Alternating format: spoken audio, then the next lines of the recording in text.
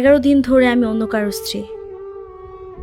কথা দিয়েছিলাম জীবনের শেষ মুহূর্ত পর্যন্ত তোমার সাথে থাকবো। আমার জন্য ভেবো না, স্বামীর সাথে মানিয়ে নেওয়ার চেষ্টা করো। বিবাহ বন্ধন হচ্ছে সবচেয়ে বড় বন্ধন। ভালো থেকো অবন্তী। এত সহজে ক্ষমা করে দেওয়ার জন্য ধন্যবাদ। আমাকে আর কখনো মেসেজ বা কল দিও না। আমাদের সব স্মৃতি মুছে দিও। মুছে দিব। আমার খুব ভয় হতো, মনে হতো তুমি আমাকে কষ্ট দিবে, আমাকে ছেড়ে হয়তো তুমি অন্য কাউকে বিয়ে করে ফেলবে। অথচ দেখো, আমি নিজেই তোমাকে কষ্ট দিলাম। আমি নিজেই তোমাকে ছেড়ে অন্য কাউকে বিয়ে করে নিলাম। জীবন কি অদ্ভুত, তাই না? অথচ আজ অন্য কেউ আমার স্বামী। আমাকে রোজ তার সাথেই ঘুমাতে হয়। সকালবেলা ঘুম থেকে উঠে প্রতিদিন তার মুখটাই দেখতে হয়। আচ্ছা, মানুষের জীবনটা এমন কেন বলো তো? আমাকে তুমি ক্ষমা করে দাও। যে বাবার চোখের দিকে তাকিয়ে কোনোদিন কথা বলতে পারিনি, সেই বাবা যখন সেদিন অসহায়ের মতো দুটো হাত জোর করে আমার সামনে কান্না করলো, সেদিন তার ভালোবাসার কাছে আমাদের ভালোবাসা হার মেনে গিয়েছিল। তাই আজ 11 দিন ধরে আমি অন্য কারো স্ত্রী। কথা দিয়েছিলাম জীবনের শেষ মুহূর্ত পর্যন্ত তোমার সাথে থাকবো। আমার খুব ভয় হতো, মনে হতো তুমি আমাকে কষ্ট দিবে, আমাকে ছেড়ে হয়তো তুমি অন্য কাউকে বিয়ে করে ফেলবে। অথচ দেখো, আমি নিজেই তোমাকে কষ্ট দিলাম। আমি নিজেই তোমাকে ছেড়ে অন্য কাউকে বিয়ে করে নিলাম। জীবন কি অদ্ভুত, তাই না? তোমার কি মনে আছে, আমি যখন কাঁদতে কাঁদতে তোমাকে বলতাম আমাকে ছেড়ে যাবে না তো কোনোদিন, তুমি হাসতে হাসতে বলতে আমি কোনোদিনও তোমাকে ছেড়ে যাব না অবন্তী, তুমিই হয়তো আমাকে ছেড়ে চলে যাবে। তখন আমি রাগ করতাম, কারণ আমি তো তোমাকে পাগলের মতো ভালোবাসতাম।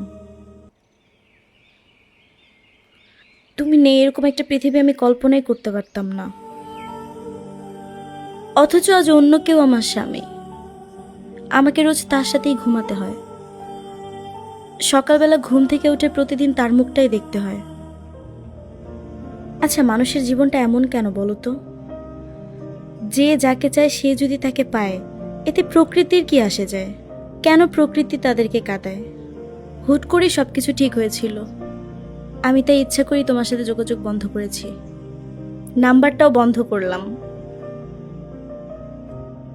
বিয়ের দিন তাই ভাইয়ার মোবাইল দিয়ে ফেসবুক আইডিটা ডিলিট করেছি। তুমি কষ্ট পেয়েছো আমি জানি। যার সঙ্গে সারা জীবন সুখে দুঃখে কাটাবো বলে ভেবেছিলাম, তাকেই কষ্ট দিলাম। আমার পরিবারের সবাই খুব খুশি, আমার স্বামী মানুষটাও ভালো।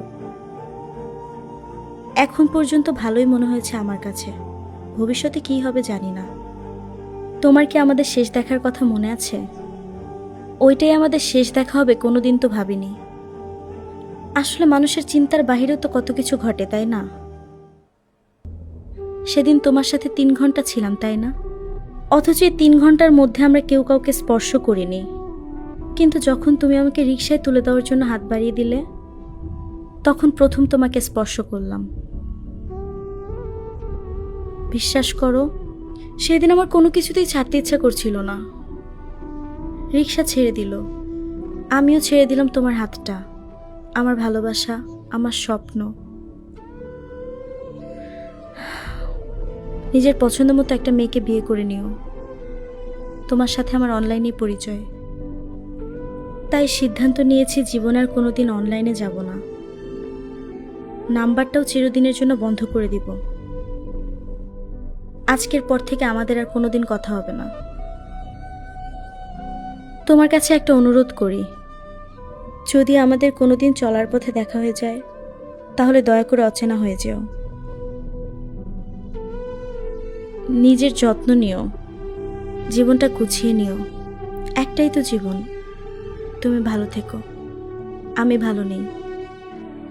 আমার জন্য ভেবো না, স্বামীর সাথে মানিয়ে নেওয়ার চেষ্টা করো। বিবাহ বন্ধন হচ্ছে সবচেয়ে বড় বন্ধন। ভালো থেকো অবন্তী। এত সহজে ক্ষমা করে দেওয়ার জন্য ধন্যবাদ। আমাকে আর কখনো মেসেজ বা কল দিও না। আমাদের সব স্মৃতি মুছে দিও। মুছে দিব।